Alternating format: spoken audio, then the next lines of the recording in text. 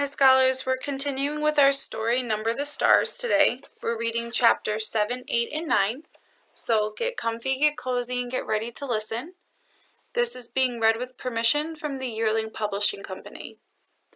Chapter 7, The House by the Sea.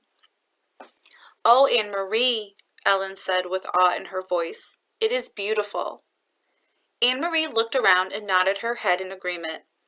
The house and the meadows that surrounded it were so much a part of her childhood, a part of her life, that she didn't often look at them with fresh eyes. But now she did, seeing Ellen's pleasure, and it was true. They were beautiful. The little red-roofed farmhouse was very old, its chimney crooked, and even the small, shuttered windows tilted at angles. A bird's nest, wispy with straw, was half hidden in the corner where the roof met the wall above a bedroom window. Nearby, a gnarled tree was still speckled with a few apples now long past ripe. Mamma and Kirsty had gone inside, but Anne-Marie and Ellen ran across the high-grassed meadow through the late wildflowers. From nowhere, a gray kitten appeared and ran beside them, pouncing here and there upon imagined mice, pausing to lick its paws, and then darting off again. It pretended to ignore the girls, but looked back often to be certain that they were still there, apparently pleased to have playmates. The meadow ended at the sea, and the gray water licked there at damp brown grass flattened by the wind and bordered by smooth, heavy stones. "I have never been this close to the sea," Ellen said. "Of course you have. You've been to the harbor in Copenhagen 1,000,000 times." Ellen laughed. "I mean the real sea, the way it is here, open like this, a whole world of water." Anne-Marie shook her head in amazement. To live in Denmark, a country surrounded by water, and never to have stood at its edge? "Your parents are really city people, aren't they?" Ellen nodded. "My mother is afraid of the ocean," she said, laughing. "She says it is too big for her and too cold." The girls sat on a rock and took off their shoes and socks. They tiptoed across the damp stones and let the water touch their feet. It was cold. They giggled and stepped back. Anne-Marie leaned down and picked up a brown leaf that floated back and forth with the movement of the water. "Look," she said, "this leaf may have come from a tree in Sweden. It could have blown from a tree into the sea and floated all the way across. See over there?" she said, pointing. "See the land way across there? That's Sweden." Ellen cupped one hand over her eyes and looked across the water at the misty shoreline that was another country. "It's not so very far," she said. "Maybe," Anne-Marie suggested. "Standing over there are two girls just our age, looking across and saying, 'That's Denmark.'" They squinted into the hazy distance as if they might see Swedish children standing there and looking back, but it was too far. They saw only the hazy strip of land and two small boats bobbing up and down in the gray ruffles of separating water. "I wonder if one of those is your Uncle Hendrik's boat," Ellen said. "Maybe. I can't tell. They're too far away. Uncle Henrik's boat is named the Ingeborg," she told Ellen, for Mamma. Ellen looked around. "Does he keep it right here? Does he tie it up so that it won't float away?" Anne-Marie laughed. "Oh, no. In town at the harbor, there's a big dock, and all the fishing boats go and come from there. That's where they unload their fish. You should smell it. At night, they're all there anchored in the harbor." "Anne-Marie! Ellen!" Mamma's voice came across the meadow. The girls looked around and saw her waving to them. They turned, picked up their shoes, and began walking toward the house. The kitten, who had settled comfortably on the stony shore, rose immediately and followed them. "I took Ellen down to show her the sea," Anne-Marie explained when they reached the place where Mamma waited. "She'd never been that close before. We started to wade, but it was too cold. I wish we had come in summer so we could swim." "It's cold even then," Mamma said. She looked around. "You didn't see anyone, did you? You didn't talk to anyone?" Anne-Marie shook her head. "Just the kitten." Ellen had picked it up and lay it purring in her arms as she stroked its small head and talked to it softly. "I meant to warn you, you must stay away from people while we are here." But there's no one around here, Anne-Marie reminded her. Even so, if you see anyone at all, even someone you know, one of Henrik's friends, it is better if you come in the house. It is too difficult, maybe even dangerous, to explain who Ellen is. Ellen looked up and bit her lip. There aren't soldiers here too? She asked. Mama sighed. I'm afraid there are soldiers everywhere, and especially now. This is a bad time. Come in now and help me fix supper. Henrik will be home soon. Watch the step there, it's loose. Do you know what I have done? I found enough apples for applesauce. Even though there is no sugar, the apples are sweet. Henrik will bring home some fish, and there is wood for the fire, so tonight we will be warm and well fed. It is not a bad time then, Anne-Marie told her. Not if there is applesauce. Ellen kissed the kitten's head and let it leap from her arms to the ground. It darted away and disappeared in the tall grass. They followed Mama into the house. That night, the girls dressed for bed in the small upstairs bedroom they were sharing, the same bedroom that had been Mama's when she was a little girl. Across the hall, Kirsty was already asleep in the wide bed that had once belonged to Anne-Marie's grandparents.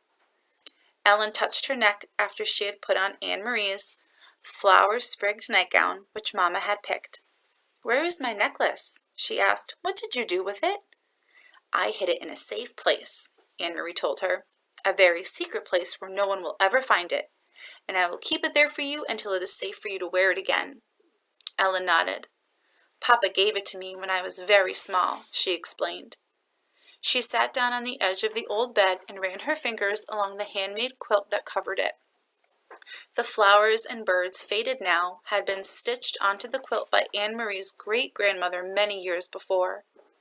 I wish I knew where my parents are, Ellen said in a small voice as she outlined one of the appliqued birds with her finger. Anne-Marie didn't have an answer for her. She patted Ellen's hand and they sat together silently. Through the window they could see a thin, round slice of moon appear through the clouds against the pale sky. The Scandinavian night was not very dark yet, though soon, when winter came, the night would be not only dark but very long, night skies beginning in the late afternoon and lasting through morning. From downstairs they could hear Mama's voice and Uncle Henrik's, talking, catching up on news. Mama missed her brother when she hadn't seen him for a while. Anne-Marie knew. They were very close. Mama always teased him gently for not marrying. She asked him, laughing when they were together, whether he had found a good wife yet, one who would keep his house tidier. Henrik teased back and told Mama that she should come to live again so that he wouldn't have to do all the chores by himself. For a moment, to Anne-Marie, listening, it seemed like all the earlier times, the happy visits to the farm in the past, with summer daylight extending beyond bedtime, with the children tucked away in the bedrooms and the grown-ups downstairs talking. But there was a difference. In the earlier times, she had always overheard laughter. Tonight there was no laughter at all. Chapter 8. There had been a death. Through a haze of dreams, Anne-Marie heard Henrik rise and leave the house, headed for the barn with his milking pail at daybreak. Later, when she woke again, it was morning. She could hear birds calling outside, one of them close by the window in the apple tree, and she could hear Mama below, in the kitchen, talking to Kirsty. Ellen was still asleep. The night before, so shortened by the soldiers in the Copenhagen apartment, seemed long ago. Anne-Marie rose quickly so that she wouldn't wake her friend. She pulled on her clothes and went down the narrow, curved staircase to find her sister, kneeling on the kitchen floor, trying to make the great kitten drink water from a bowl. Silly, she said. Kittens like milk, not water. I'm teaching this one new habits, Kirsty explained importantly, and I have named him Thor, for the god of thunder. Anne-Marie burst out laughing.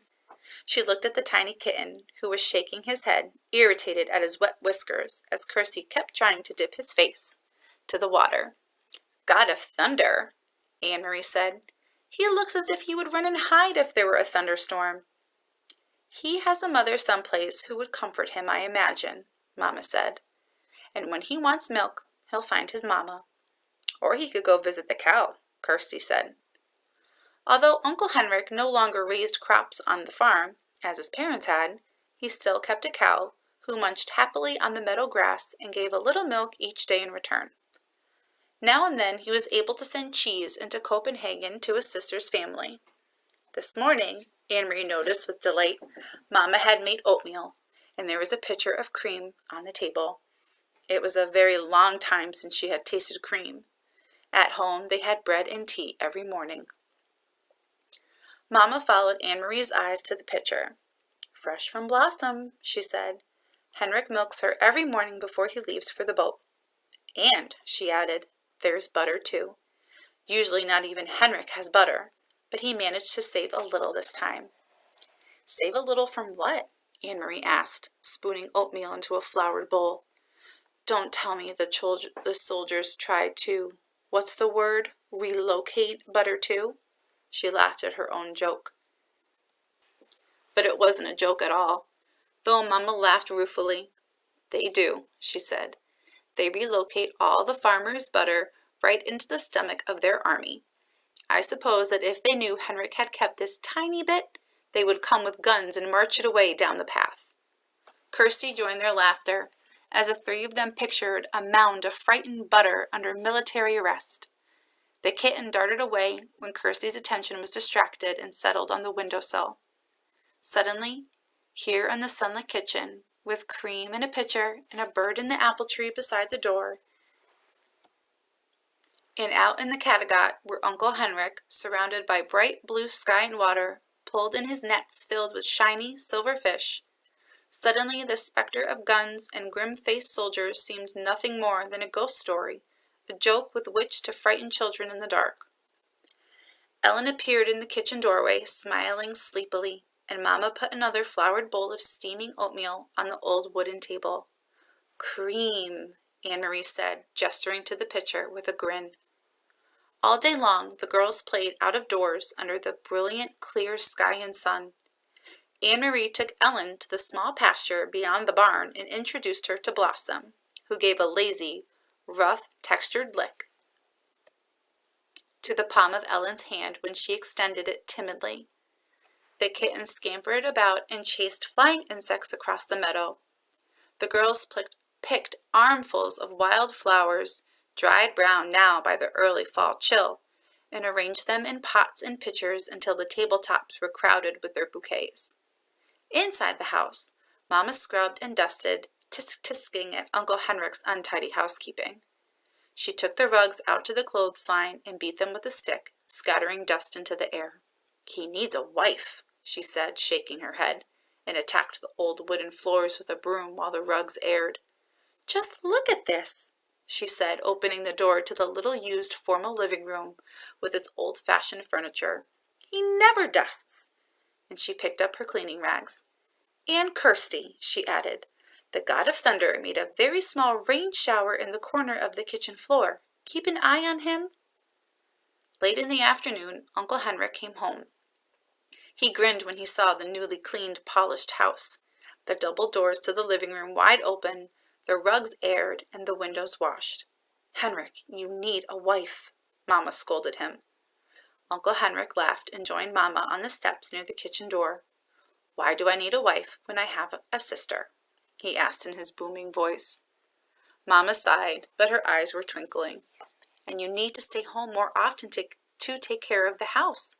The step is broken, and there is a leaking faucet in the kitchen, and—" Henrik was grinning at her, shaking his head in mock dismay. "And there are mice in the attic, and my brown sweater has a big moth hole in the sleeve, and if I don't wash the window soon—" They laughed together. "Anyway," Mama said, "I have opened every window, Henrik, to let the air in and the sunlight. Thank goodness it was such a beautiful day." "Tomorrow will be a day for fishing," Henrik said, his smile disappearing. Anne-Marie, listening, recognized the odd phrase. Papa had said something like it on the telephone. "Is the weather good for fishing, Henrik?" Papa had asked. But what did it mean? Henrik went fishing every day, rain or shine. Denmark's fishermen didn't wait for sunny days to take their boats out and throw their nets into the sea. Anne-Marie, silent, sitting with Ellen under the apple tree, watched her uncle. Mama looked at him. "The weather is right?" she asked. Henrik nodded and looked at the sky. He smelled the air. I will be going back to the boat tonight after supper. We will leave very early in the morning. I will stay on the boat all night. Anne-Marie wondered what it would be like to be on a boat all night, to lie at anchor, hearing the sea slap against the sides, to see the stars from your place on the sea. You have prepared the living room? Uncle Henrik asked suddenly. Mama nodded. It is clean, and I moved the furniture a bit to make room. And you saw the flowers, she added. I hadn't thought of it, but the girls picked dried flowers from the meadow. Prepare the living room for what? Anne-Marie asked. Why did you move the furniture? Mama looked at Uncle Henrik. He reached down for the kitten, scampering past, and now held it against his chest and scratched its chin gently. It arched its small back with pleasure. Well, girls, he said, it is a sad event, but not too sad really, because she was very, very old. There has been a death, and tonight your great-aunt Bertie will be resting in the living room in her casket before she is buried tomorrow. It is the old custom, you know, for the dead to rest at home and their loved ones to be with them before burial. Kirsty was listening with a fascinated look. Right here? She asked. A dead person right here? Anne-Marie said nothing. She was confused. This was the first she had heard of a death in the family. No one had called Copenhagen to say there had been a death. No one had seemed sad. And, most puzzling of all, she had never heard the name before. Great-Aunt Bertie. Surely she would have known if she had a relative by that name. Kirsty might not. Kirsty was little and didn't pay attention to such things. But Anne-Marie did. She had always been fascinated by her mother's stories of her own childhood. She remembered the names of all the cousins, the great-aunts, and uncles who had been a tease, who had been a grouch, who had been such a scold that her husband had finally moved away to a different house, though they continued to have dinner together every night. Such wonderful, interesting stories, filled with the colorful personalities of her mother's family. And Anne-Marie was quite certain, though she said nothing, there was no great-aunt Bertie. She didn't exist. Chapter 9. Why Are You Lying? Anne-Marie went outside alone after supper. Through the open kitchen window, she could hear Mama and Ellen talking as they washed the dishes. Kirsty, she knew, was busy on the floor, playing with the old dolls she had found upstairs, the dolls that had been Mama's once long ago. The kitten had fled when she tried to dress it, and it disappeared. She wandered to the barn, where Uncle Henrik was milking Blossom. He was kneeling on the straw-covered floor beside the cow, his shoulder pressed against her heavy side, his strong, tanned hands rhythmically urging her milk into the spotless bucket. The god of thunder sat alertly poised nearby, watching. Blossom looked up at Anne-Marie with big brown eyes and moved her wrinkled mouth like an old woman adjusting false teeth. Anne-Marie leaned against the ancient, splintery wood of the barn wall and listened to the sharp, rattling sound of the streams of milk as they hit the sides of the bucket. Uncle Henrik glanced over at her and smiled without pausing in the rhythm of milking. He didn't say anything. Through the barn windows, the pinkish light of sunset fell in irregular shapes upon the stacked hay. Flecks of dust and straw floated there in the light. Uncle Henrik? Anne-Marie said suddenly, her voice cold. You are lying to me, you and Mama both. His strong hands continued, deftly pressing like a pulse against the cow. The steady streams of milk still came. He looked at her again, his deep blue eyes kind and questioning. You are angry, he said. Yes. Mama has never lied to me before, never. But I know there is no great-aunt Bertie. Never once, in all the stories I've heard and all the old pictures I've seen, has there been a great-aunt Bertie. Uncle Henrik sighed. Blossom looked back at him as if to say, almost done. And indeed, the streams of milk lessened and slowed. He tugged at the cow gently but firmly, pulling down the last of the milk. The bucket was half full, frothy on the top. Finally, he set it aside and washed the cow's udder with a clean, damp cloth. Then he lifted the bucket to a shelf and covered it. He rubbed the cow's neck affectionately. At last, he turned to Anne-Marie as he wiped his own hands with the cloth. "How brave are you, little Anne-Marie?" he asked suddenly. She was startled and dismayed. It was a question she did not want to be asked. When she asked it of herself, she didn't like her own answer. "Not very," she confessed, looking at the floor of the barn. Tall Uncle Henrik knelt before her so that his face was level with hers. Behind him, Blossom lowered her head, grasped a mouthful of hay in her mouth, and drew it in with her tongue. The kitten cocked its head, waiting, still hoping for spilled milk. "I think that's not true," Uncle Henrik said. "I think you are like your mamma, and like your papa, and like me. Frightened, but determined, and if the time came to be brave, I am quite sure you would be very, very brave. But," he added, "it is much easier to be brave if you do not know everything. And so your mamma does not know everything, neither do I. We only know what we need to know. Do you understand what I'm saying?" he asked, looking into her eyes. Anne-Marie frowned. She wasn't sure. What did bravery mean? She had been very frightened that the day, not long ago, though now it seemed far in the past, when the soldier had stopped her on the street and asked questions in his rough voice. And she had not known everything then. She had not known that the Germans were going to take away the Jews. And so, when the soldier asked, looking at Ellen that day, "What is your friend's name?" she had been able to answer him, even though she was frightened. If she had known everything, it would not have been so easy to be brave. She began to understand just a little. "Yes," she said to Uncle Henrik, "I think I understand." "You guessed correctly," he told her. "There is no great Aunt Bertie, and never has been. Your mamma lied to you, and so did I." "We did so," he explained, "to help you to be brave because we love you. Will you forgive us for that?" Anne-Marie nodded. She felt older suddenly. "And I'm not going to tell you any more. Not now, for the same reason. Do you understand?" Anne-Marie nodded again. Suddenly, there was a noise outside. Uncle Henrik's shoulders stiffened. He rose quickly, went to the window of the barn, stood in the shadows, and looked out. Then he turned back to Anne-Marie. "It is the hearse," he said. "It is great Aunt Bertie who never was." He smiled wryly. "So, my little friend, it is time for the night of mourning to begin. Are you ready?" Anne-Marie took her uncle's hand and led her from the barn. The gleaming wooden casket rested on supports in the center of the living room and was surrounded by the fragile, papery flowers that Anne-Marie and Ellen had picked that afternoon. Lighted candles stood in holders on the table and cast a soft, flickering light. The hearse had gone, and the solemn-faced men who had carried the casket indoors had gone with it, after speaking quietly to Uncle Henrik.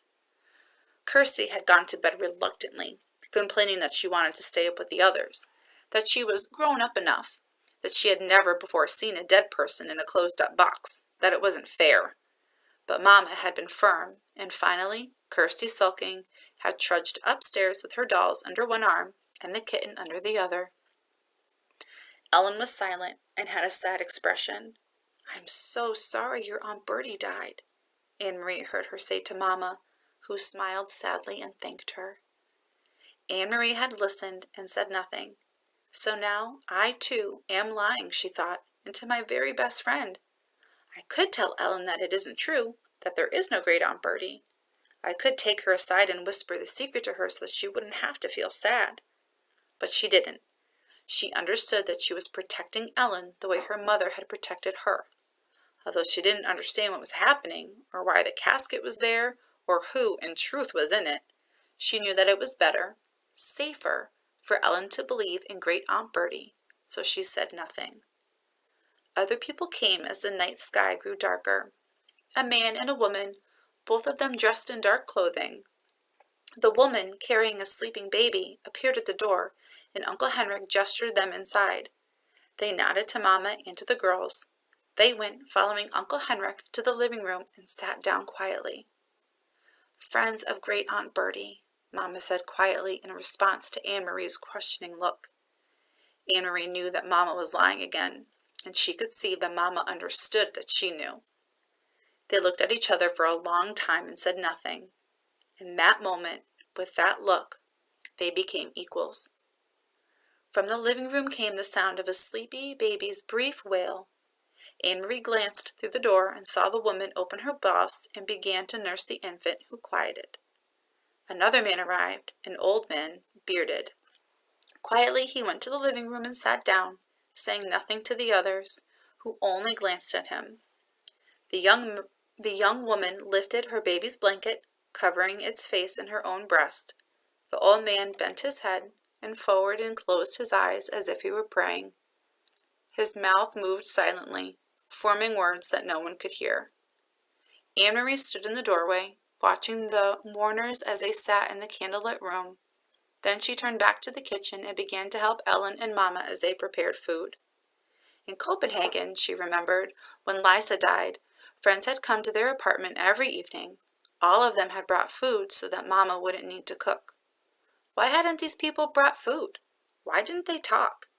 In Copenhagen, even though the talk was sad, people had spoken softly to one another and to Mom and Papa. They had talked about Liza, remembering happier times. Thinking about it as she sliced cheese in the kitchen, Anne-Marie realized that these people had nothing to talk about. They couldn't speak of happier times with Great Aunt Bertie, when there had never been a Great Aunt Bertie at all. Uncle Henrik came into the kitchen. He glanced at his watch and then at Mama. "It's getting late," he said. "I should go to the boat." He looked worried. He blew out the candles so that there would be no light at all, and opened the door. He stared beyond the gnarled apple tree into the darkness. "Good, here they come," he said in a low, relieved voice. "Ellen, come with me." Ellen looked questioningly toward Mama, who nodded. "Go with Henrik," she said. Anne-Marie watched, still holding the wedge of firm cheese in her hand, as Ellen followed Uncle Henrik into the yard. She could hear a sharp, low cry from Ellen, and then the sound of voices speaking softly. In a moment, Uncle Henrik returned, behind him with Peter Nelson. Tonight, Peter went first to Mama and hugged her. Then he hugged Anne-Marie and kissed her on the cheek. But he said nothing. There was no playfulness to his affection tonight, just a sense of urgency, of worry. He went immediately to the living room, looked around, and nodded at the silent people there. Ellen was outside, but in a moment the door opened and she returned, held tightly like a little girl, her bare legs dangling against her father's chest. Her mother was beside them.